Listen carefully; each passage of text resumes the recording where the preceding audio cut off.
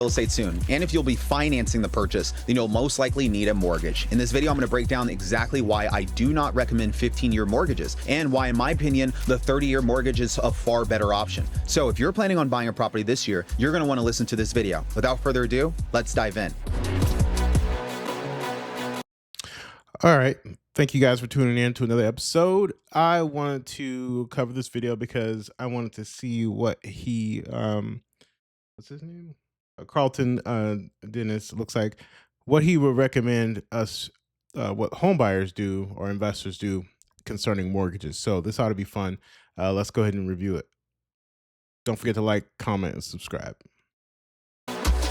All right, let's start off by breaking down the 15-year mortgage versus the 30-year mortgages. So in your case, you're probably brand new to buying a property. And if you're brand new to buying a property, you can buy a property by taking out financing, and it could either be a 15-year or a 30-year mortgage. In this case, we're going to talk about 15-year mortgages. A 15-year mortgage is a mortgage loan that is repaid over 15 years. A 30-year mortgage is a mortgage that is paid over 30 years period. There are pros and cons to each. Here are the pros and cons for 15-year mortgages. Pros: with the 15-year mortgage, you often get a lower interest rate. The loan is paid off earlier, which means you get to build home equity earlier, and you typically get to pay significantly less interest in total. But let me explain the cons. The monthly payments are significantly higher. This is how the property gets paid off faster. You won't be able to afford as large of properties because the monthly payments are higher. Plus, you won't get to benefit as much from inflation. Inflation tends to make payments easier to make over time. Now, let's move on to the 30-year mortgages. And I want to I believe he's talking to investors. So if you're interested in investing in real estate, there's some pros and cons. If you're looking to buy like a home or something like that, I would just, let me fix my camera here. Sorry.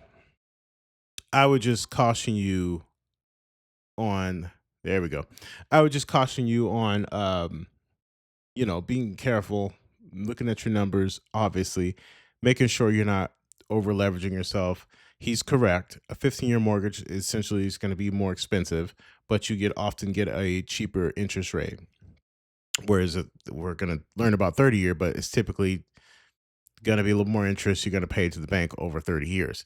But you're looking at it through a different lens if you're buying an investment property versus buying a personal property. If you're buying an investment property, who cares? I honestly wouldn't. Unless you're a rare unicorn and you have plenty of cash you can put down. Even if I had the cash, I don't know if I would go ahead and empty it all out on paying off a property. Not in the beginning, maybe towards the end of your investing years, you probably want to do that. But honestly, if there were a 40-year mortgage, I'd do it. Especially if we're talking about investment properties, not your personal properties. It's important that you understand the distinction there. When it comes to your personal property, if you can afford it, you may want to look at a 15. If you can't afford the 15, do a 30 and make extra payments. But again, you just got to be disciplined. But let's take a look.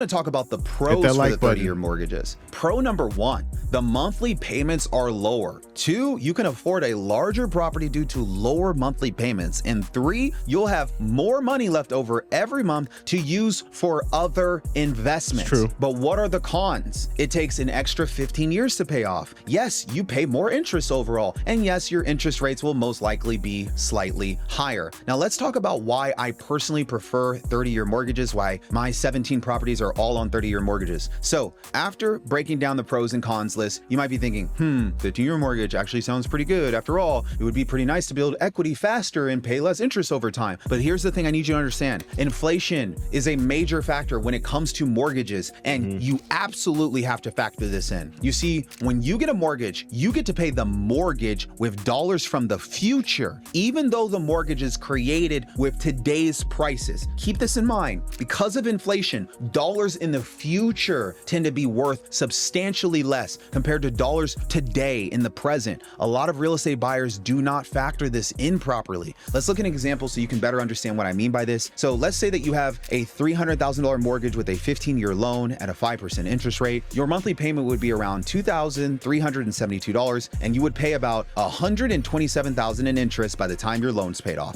With a 30-year loan at 5.75% interest, your monthly payment drops to about $1,751, but your total interest paid over the life of the loan jumps to around $330,000. On paper, the 15-year mortgage saves over $200,000 in interest, making it seem like the smarter choice. However, this comparison doesn't account for inflation, does it? If we assume an average inflation rate of 3% per year, the value of your fixed $1,751 monthly payment for your 30-year mortgage will steadily decline. In 10 years, $1,751 will feel more like $1,1300 in today's dollars. In 20 years, it'll feel like $970. By the end of the loan, the payment will feel more like $721 when you factor in compound depreciation. This means the 2025 dollars will have lost about 60% of their value by the end of the 30-year mortgage. So He's right.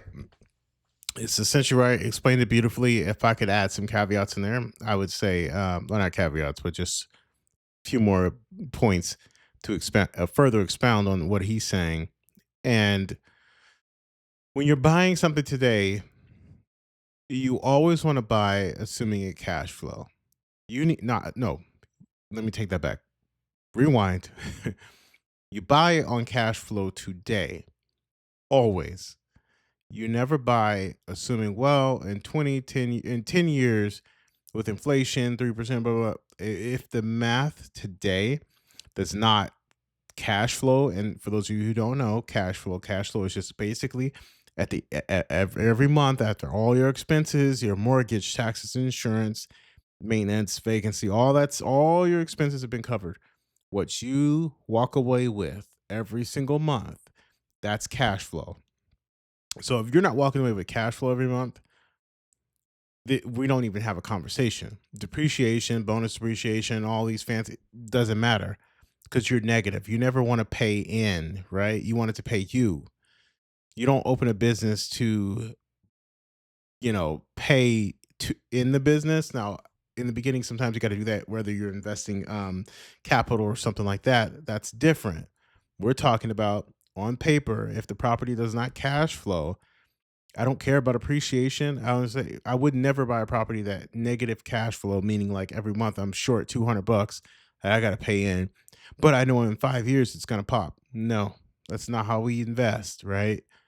You have to make it has to cash flow day one at this interest rates, because if it'll cash flow on today's rates at this interest rate, and after all your bills and taxes and all that stuff, if it cash flows today, chances are it's going to cash flow in 5, 10, 20 years, even more, right? Your cash flow is going to compound. And he kind of left that out because he's not talking about that. But that's the important thing that I think you need to understand. Your real estate, you make real estate on the buy, not on the sell. It's at the buy. If you buy it right and you cash flow, you're going to be fine. It's where people get in here and they start buying it wrong, betting on appreciation. Appreciation is not guaranteed, and inflation is a feature, not a bug, right? We're having this kind of environment we've been having for the last several years. It's all great when you own assets. When you don't own assets, it could be painful. So I just want to make sure we're clear on that. You have to cash flow day one. None of this works if you don't cash flow. I don't care about appreciation. I don't care about bonus appreciation, depreciation, or whatever. None of that matters if you do not cash flow. Did I say it enough? All right. Don't forget to subscribe and share this video. All right, let's continue a little bit more. effectively paying back the bank with cheaper dollars over time. This doesn't happen with the 15-year mortgage to the same extent, since most of the payments are made before inflation has much time to erode their value. Additionally, the lower monthly payments on a 30-year mortgage gives you flexibility. If you go with a 15-year mortgage, you may not have any money left over per month to invest. However, if you have a 30-year mortgage, you could invest the difference between the 15 and 30-year payments, which is roughly $600 per month, into the stock market or into other assets. Now, if you invest and you get returns on average of about 8 to 12% annually, you could potentially come out far ahead financially. While a 15-year mortgage saves you money on interest in the short term, a 30-year mortgage often makes more sense when you consider the time value of money, the impact of inflation, and the opportunity cost when you don't get to invest those dollars that are going towards a mortgage payment. The longer term allows inflation to reduce your real cost of borrowing while giving you more power to grow your net worth in the meantime through other investments. Mortgage interest deduction as well has to be factored in. Another thing to consider is Yeah, I think for the most part, I agree with what he's saying. Again, I would just make sure your deal cash flows. And this is only for the real estate investors. This is not for the home buyers. Completely different conversation in my mind. So let me know what you guys think in the comments. Don't forget to like, comment, subscribe, and share. I appreciate you guys, every single one of you.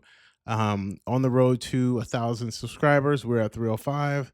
And I appreciate every single one of you guys for rocking with me. And I'm going to leave a link in the description to his video if you guys want to go check him out. Take care.